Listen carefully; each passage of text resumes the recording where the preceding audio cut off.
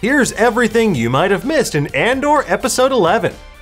Welcome back, you Cassian Fandors, to our weekly breakdown of Andor. The penultimate episode of Andor is less of a nail-biter than last week's thrilling prison break, but it still ratchets up the tension for next week's season finale. We're gonna break it all down for you in just a moment, but to do so we have to spoil what happens in the latest Andor. So if you haven't seen it yet and you're worried about that sort of thing, leave now before it's too late.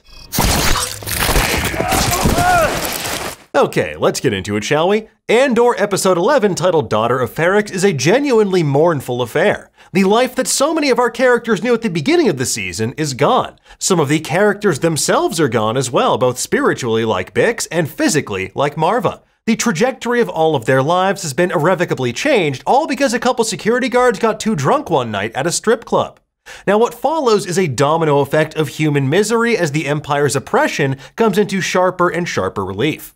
The episode begins on a somber note, transitioning from Cassian and Melshi dodging the TIE patrols on Narkina 5 to Ferrix, where Marva's dead body is solemnly removed by the Daughters of Ferrix. Star Wars has always been a story about legacy and family, and Marva clearly made a massive impact on the people of Ferrix. And also it's absolutely crushing to see how sweet little B2 is unable to process her passing. I don't want to be alone. I want Mama Marva. Now, the tradition on Ferrix is to brick your loved ones, basically their bodies cremated, mixed with mortar and stone dust, then formed into a brick. Those who laid the foundations of the past become a literal part of the foundations of the future. It's an important tradition to preserve, especially under a fascist regime like the Empire, which seeks to stamp out cultural traditions and cultivate a climate of fear and homogeneity. This also bears a striking resemblance to a project known as the People's Pyramid in the UK. Musicians Bill Drummond and Jimmy Cauty, also known as the KLF, are building a pyramid made from bricks forged from human remains. Whether or not they'll actually complete this feat remains to be seen, but Andor's version somehow seems a bit less lurid. Moving on, Dedra Meero and the ISB think they're playing 4D chess here by letting the people of Ferrix hold a funeral for Marva on Rick's Road. As you may recall, Rick's Road is a place synonymous with bloodshed and resistance here on Ferrix. It's where Marva's husband was hanged and left to rot. Why? For the crime of trying to stop his fellow citizens from antagonizing a battalion of clone troopers. It's also where Cassian attacked said trooper so he could take his father down, which is what sent him to prison the first time around. As we know from the trailers, though, this time the people of Ferrix won't stand for the Empire's oppression. Dedra says she wants to put them in a box, stand back, and watch. Well, they probably won't like what they see unless armed resistance is exactly what they're hoping for. For now, though, the Empire feels like they have the upper hand. Not only do they have a superior military presence, but their man Corv is staking out Marva's house from the nearby coffee shop. But the Empire aren't the only ones searching for Cassian. Cinta is undercover here as a space barista serving up intel and intelligentsia in equal measure. But Marva isn't the only daughter of Ferrix in need of Cassian's help. Everyone's favorite mama's boy will need to show up in the finale and tell the Empire, Bix please, because his friend is still in their clutches. And dear lord, does she look like she's been through the ringer. Between her flashbacks to Dr. Gorst's nightmare version of Kidz Bop and repeated interrogations, she is barely keeping it together. I mean, sure, she could probably confirm that Anto Krieger isn't Axis, but she seems like a shell of her former self at this point. Now, back on Narkina 5, we meet a pair of Corellian fishermen named Freedy and Dewey, at least according to the credits. The Corellians first appeared in Rogue One, as with characters like Sised Ak, a member of Saw Gerrera's partisans. These fishermen use a motion-activated net launcher to trap the pair of prisoners desperate to hijack their quad jumper, which, if you remember from The Force Awakens, it's not exactly a reliable escape route. Now, in this scene, we're led to believe that these fishermen are selfish, self-interested people. We hear them grumble about how the prison poisoned their waters, ruining their fishing trade, making it difficult for them to feed their families. But ultimately, we see these Corellians just have a very dark sense of humor. They're toying with Cassian and Melshi. They know the Empire are the real ones behind their misery and give them a much-needed ride back to Niamos. But first, let's take a detour to Coruscant, where everyone is down bad. Vel is feeling deeply unappreciated by Luthen and company, flexing on Kleya that she delivered them Aldhani. And now she also has some valuable info about Cassian's impending return to Ferrix as well. While Kleya doesn't have quite as searing of a monologue as Luthen did last episode, she does cut Vel down to size a bit when she reminds her of the hard work and scale of the network that she manages on a daily basis. Luthen may be the mastermind, but without Kleya, this whole thing would fall apart. Back at the Mothma residence, Vel finds that her family members aren't doing much better. Lita's getting deep into some sort of Chandrillan fundamentalist group that involves repetitive chanting about the old ways that bind us. Apparently, this movement was an issue back home and now has found new roots here on Coruscant, illustrating the ways that theocracy and fascism can intertwine. All Mon can do to keep from crying is to grit her teeth and bear it, with her husband Perrin treating her like utter crap and her daughter Lita constantly shooting her dirty looks. Mon has no one to turn to at home except for Vel. The information is nothing that we as the audience don't already know, but it's heartbreaking to see Mon on the verge of tears and see how heavily the stress of funding this revolution has weighed on her. And while she doesn't mention Davos Skolden and his proposal by name, it seems like Mon is coming to terms with the fact that his offer is one that she can't refuse. Meanwhile, back at the Karn residence, Cyril gets a late-night call from a character I was just delighted to see again, my boy Linus Mosk. That's right, folks, he's back!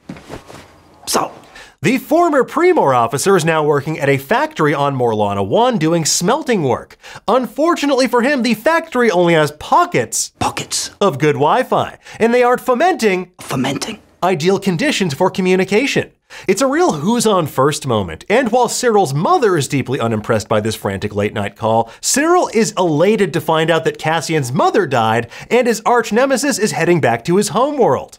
Now, based on Cyril stealing his mom's credits from the safe, something tells us he'll also make his way back to Ferrix to make some deeply ill-advised decisions in the season finale next week. As for Luthen, we learn that he was off-world on Segra Milo paying a visit to Saw Gerrera. Once again, we see Two Tubes, the Tognath mercenary, out front. Now, you may remember this particular guy as part of Saw's rebel forces in Rogue One and Enfys Nest's Cloud Riders in Solo: A Star Wars Story. Next, we briefly see Luthen hand over a mysterious weapon that kinda looks like a lightsaber. Now, I'm not saying that Luthen is a secret Jedi, but maybe he's just a big collector, a big fan. He's a lot of those Kyber crystals, so only time will tell. We can also see a large white Yeti-looking creature in the background, and this is Moroff, a person we saw as part of Saw's partisans in Rogue One. And once again, there are a pair of X-Wings out front, alluding to that air support Luthen originally sought Saw out for. Now, speaking of which, Saw has apparently come around on Luthen's Spellhouse proposal, provided they're allowed to loot to their heart's content. Now, what follows is one of Luthen's most dangerous gambits yet. He tells this frantic freedom fighter the truth, or at least a version of the truth. Luthen reveals that the ISB knows about Krieger's plan, and he's prepared to sacrifice Krieger to avoid burning his source, Lonnie Young. It's unclear if this is Luthen taking an unnecessary risk, but clearly he feels the need to gamble with his own life as part of the grim calculus he conducts every day. Deciding who to sacrifice, who to trust, when to throw Two Tubes under the bus, it's the mark of a true leader, and it shows why Luthen's been so adept at running this operation so far. Sometimes you can send an agent, other times situations require a more personal touch, especially when said situation runs an extremist rebel group with air support. For the greater good. Call it what you will. Let's call it war.